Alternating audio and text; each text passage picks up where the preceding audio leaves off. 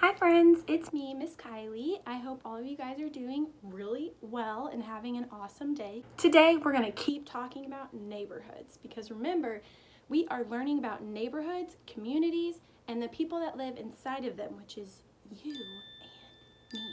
We both live in neighborhoods and are part of a community. And inside of that community, there are many community helpers like police officers, firefighters, nurses, doctors, teachers, dentists, bus drivers, grocery store clerks, and the list goes on and on and on and on and on and on and on. Today we're going to read a book called A Chair for My Mother.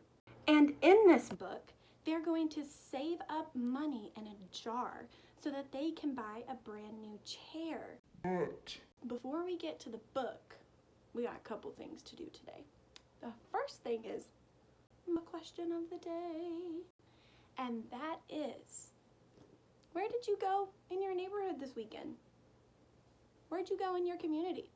I didn't go anywhere this weekend, and neither did Mr. Luke, because we're in quarantine, and that means that we can't leave our house unless it's an absolute emergency, so we can keep everybody safe. That's why we're not at school this week, but we will be next week, and I'm really excited about that. But I'm curious, did you go anywhere this weekend? If you did, where did you go and what did you do? What kind of people did you see?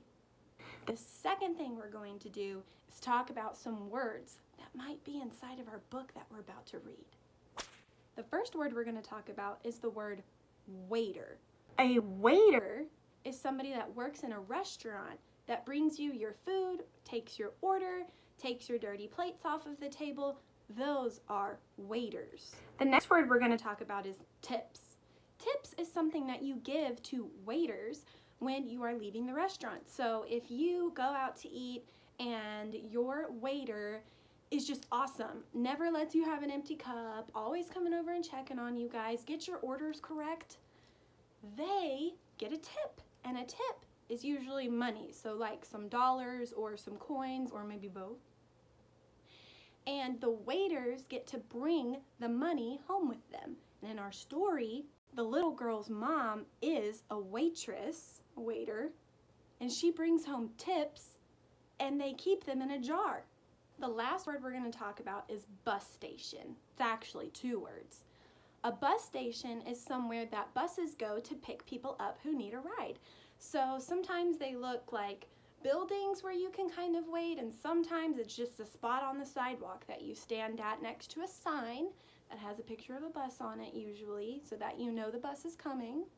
And then you sit there and wait, and that is called the bus station. That's where the buses go to pick you up if you need a ride. Now that we've talked about the different vocabulary words that we're going to hear in our book, and we've asked our question of the day, it is time to dive into A Chair for My Mother. A Chair for My Mother by Vera B. Williams. My mother works as a waitress in the Blue Tile Diner. After school sometimes I go to meet her there. Then her boss Josephine gives me a job to do too. I wash the salts and peppers and fill the ketchups. One time I peeled all the onions for the onion soup. When I finish, Josephine says, "Good work, honey," and pays me. And every time I put half of my money into the jar. It takes a long time to fill a jar this big. Every day when my mother comes home from work, I take down the jar. My mama empties all her change from tips out of her purse for me to count. Then we push all the coins into the jar. Sometimes my mama is laughing when she comes home from work. Sometimes she's so tired she falls asleep while I count the money out into piles. Some days she has lots of tips. Some days she only has a little. Then she looks worried. But each evening, every single shiny coin goes into the jar. We sit in the kitchen to count the tips. Usually Grandma sits with us too. While we count, she likes to hum. Often she has money in her old leather wallet for us. Whenever she gets a good bargain on tomatoes or bananas or something she buys, she puts by the savings and they go into the jar. When we can't get a single other coin into the jar, we are going to take out all the money and go buy a chair. Yes, a chair. A wonderful, beautiful, fat, soft armchair. We will get one covered in velvet with roses all over it. We are going to get the best chair in the whole world. That is because our old chairs burned up. There was a big fire in our other house. All our chairs burned. So did our sofa, and so did everything else. That wasn't such a long time ago. My mother and I were coming home from buying new shoes. I had new sandals. She had new pumps. We were walking to our house from the bus. We were looking at everyone's tulips. She was saying she liked red tulips, and I was saying I liked yellow ones. Then we came to our block.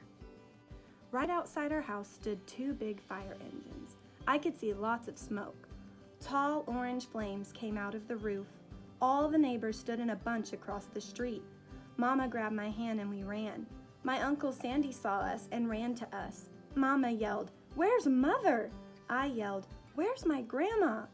My Aunt Ida waved and shouted, she's here, she's okay, don't worry." Grandma was all right. Our cat was safe too, though it took a while to find her, but everything else in our whole house was spoiled. What was left of the house was turned to charcoal and ashes. We went to stay with my mother's sister, Aunt Ida, and Uncle Sandy. Then we were able to move into the apartment downstairs. We painted the walls yellow. The floors were all shiny, but the rooms were very empty. The first day we moved in, the neighbors brought pizza and cake and ice cream, and they brought a lot of other things too. The family across the street brought a table and 3 kitchen chairs. The very old man next door gave us a bed from when his children were little. My other grandpa brought us his beautiful rug. My mother's other sister, Sally, had made us red and white curtains. Mama's boss, Josephine, brought pots and pans, silverware, and dishes. My cousin brought me her own stuffed bear. Everyone clapped when my grandma made a speech. "You are all the kindest people," she said, "and we thank you very much. It's lucky we're young and can start all over." That was last year, but we still have no sofa and no big chairs. When Mama comes home, her feet hurt. "There's no good place for me to take a load off my feet," she says. When Grandma wants to sit back and hum and cut up potatoes, she has to get as comfortable as she can on a hard kitchen chair. So that is how come Mama brought home the biggest jar she could find at the diner, and all the coins started to go into the jar. Now the jar is too heavy for me to lift down. Uncle Sandy gave me a quarter. He had to boost me up so I could put it in. After supper, Mama and Grandma and I stood in front of the jar. "Well, I never would have believed it, but I guess it's full," Mama said. My mother brought home little paper wrappers for the nickels and dimes and the quarters. I counted them all out and wrapped them all up.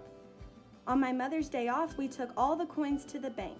The bank exchanged them for $10 bills. Then we took the bus downtown to shop for our chair. We shopped through 4 furniture stores.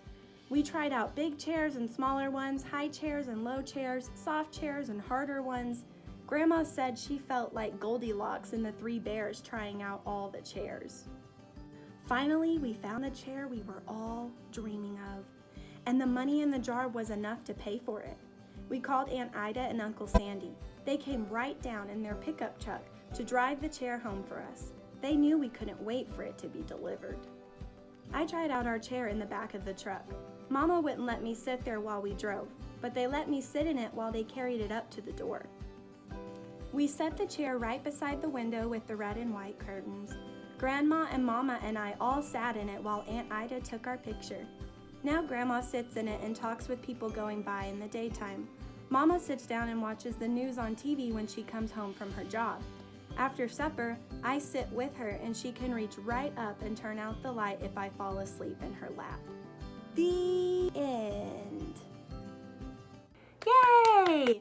I really liked that book, and my favorite part of the book was when the little girl was telling the story about how their entire house got burned down and everything inside of it, so they had to start all over again. But when they got to their new apartment in their community, all of the neighbors brought them pizza and different things to eat and helped them with finding furniture to put inside of their house because they didn't have any.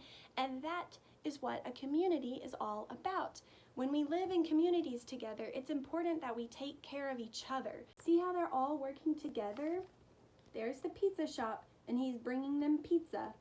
And then there's all kinds of neighbors down here bringing them furniture. It looks like pieces of a bed. Someone's holding a pot with cooking utensils in it. I just think it's really cool that their neighbors helped them whenever they moved into their new apartment. That's all I had for today, friends. But I was thinking, since we talked about recycling last week, and we're talking about communities and cities and neighborhoods, maybe you could recycle some things in your house like cereal boxes, cans, plastic cups or containers. Maybe you could make your own city using recycled materials. I don't know. If you do, tell your mommy and daddy to take a picture of it so I can see it, because I want to see how hard you worked and all of your creativity with your cities. All right, friends, I will see you next time, and I hope you have a fabulous, lovely day. I'll see you later. Bye.